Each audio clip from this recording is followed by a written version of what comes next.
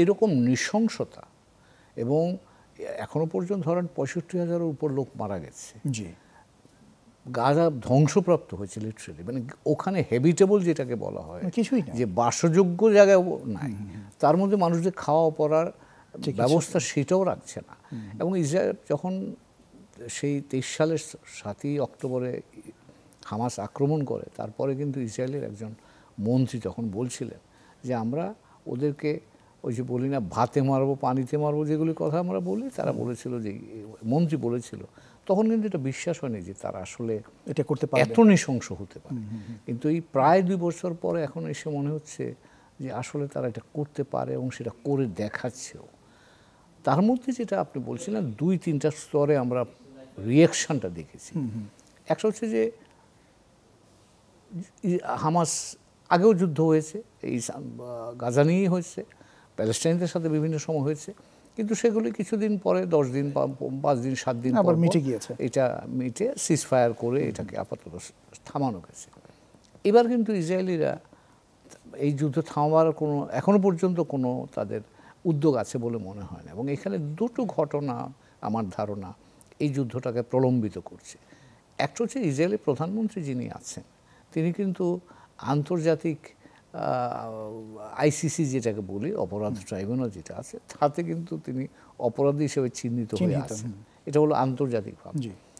ইসরায়েলের অভ্যন্তরেও তার বিরুদ্ধে দুর্নীতির অভিযোগ আছে কিন্তু, এবং বলা হচ্ছে তিনি যদি ক্ষমতা থেকে সরে যান তাহলে তাকে জেলখানায় যেতে হবে, কারণ তার বিরুদ্ধে অলরেডি সেই পরোয়ানা হাজির আছে বা কোর্ট থেকে সে নির্দেশ দেয়া আছে। তো কাজেই তিনি যদি জেলখানা না যেতে চান তাহলে তাকে ক্ষমতায় থাকতে হবে, এবং ক্ষমতায় থাকতে হলে তাকে যুদ্ধ চালিয়ে যেতে হবে, কারণ যুদ্ধ বন্ধ হয়ে গেলেই তো তার থাকবার প্রয়োজনীয়তা নিয়ে প্রশ্ন উঠবে। তো কাজে এটা খুব একটা ইন্ডিভিজুয়াল পার্সোনালাইজড অ্যাঙ্গেল আছে, যেই কারণে অনেকে মনে করছে, অনেক বিশ্লেষকরা বলছেন যে নেতানিয়াহু যুদ্ধটা চালিয়ে যেতে চান অ্যাট এনি কস্ট, তার কষ্ট যাই হোক না কেন। এবং সেটা আমরা দেখছি প্যালেস্টাইনি জনগণের উপর কীরকম নৃশংসতা চলছে। আর দ্বিতীয় আরেকটা কারণ হচ্ছে ইসরায়েলের অভ্যন্তরীণ রাজনীতিতে উগ্র ডানপন্থী যারা আছে তারা তার ক্যাবিনেটে আছেন। এখন এখান থেকে একজন বা দুজন লোক যদি সরে যায় তাহলে তার ক্যাবিনেট ফল করে, তো কাজে নেতানিয়াহুর ক্ষমতা থাকতে পারবেন না। কাজে তাদেরকেও সন্তুষ্ট রাখবার জন্য, এবং তারা কিন্তু শুধু গাজা নয়, গাজা ধ্বংস নয়, গাজা তারা অ্যানেক্স করতে চাচ্ছে, ওখানকার লোকজনকে সরিয়ে গাজা তারা নিজেদের আওতায় নিয়ে আসতে চাচ্ছে। এই গ্রুপের লোকেরা তার মন্ত্রিসভায় আছে, এবং তারা চাচ্ছে যুদ্ধ চালিয়ে যাক, এবং নেতানিয়াহু তার ক্যাবিনেট রক্ষা করতে হলে, তার সরকার রক্ষা করতে হলে যুদ্ধ চালিয়ে যেতে হবে। তো এখানে তার রাজনৈতিক সহকর্মীরা যারা আছেন তাদের দিক থেকে যেমন যুদ্ধের চালিয়ে যাওয়ার একটা বাধ্যবাধকতা আছে, নেতানিয়াহুর নিজের দিক থেকে আরেকটা বাধ্যবাধকতা।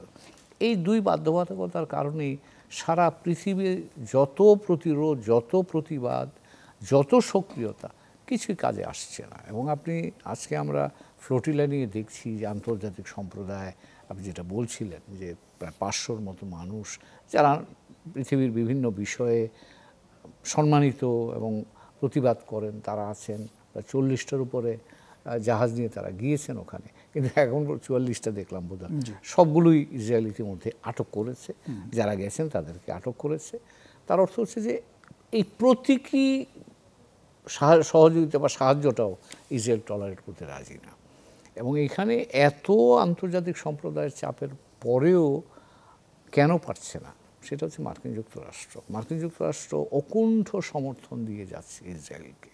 এবং সেখানে শুধু মার্কিন যুক্তরাষ্ট্র এবং ইসরায়েল, এই দুই শক্তি যতক্ষণ পর্যন্ত তাদের মতের পরিবর্তন না করছে অথবা তাদের চিন্তার পরিবর্তন না আসছে, ততক্ষণ পর্যন্ত এই গাজার ধ্বংসযজ্ঞ বন্ধ হওয়ার কোনো নমুনা তো দেখতে পাচ্ছি না। এমনকি জাতিসংঘের নিরাপত্তা পরিষদে গত সপ্তাহে বা আগের সপ্তাহেই 14 জন সদস্য নিরাপত্তা পরিষদে একদিকে ভোট দিয়েছে গাজায় সিজফায়ারের জন্য। মার্কিন যুক্তরাষ্ট্র একমাত্র দেশ যে ভেটো দিয়েছে, এবং সেটা কিন্তু এই প্রথম না, সেই 24 সাল থেকে কিন্তু এই মার্কিন যুক্তরাষ্ট্র এই ভেটো দিয়েই যাচ্ছে।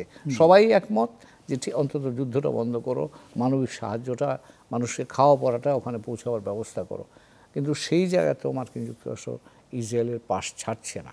তো তার অর্থ হলো আমরা প্রতীকীভাবে যতই কিছু করি, যত প্রতিবাদী আন্তর্জাতিক সম্প্রদায় করছে, কিন্তু এখানে মার্কিন যুক্তরাষ্ট্র বা ইসরায়েল এবং ক্ষমতা, তাদের ধ্বংস করার ক্ষমতার উপর দাঁড়িয়ে কিন্তু এই যুদ্ধটা এখনও চলছে। এবং আমার আশঙ্কা হচ্ছে যে আমরা এটাকে নিন্দা করি, ঘৃণা করি,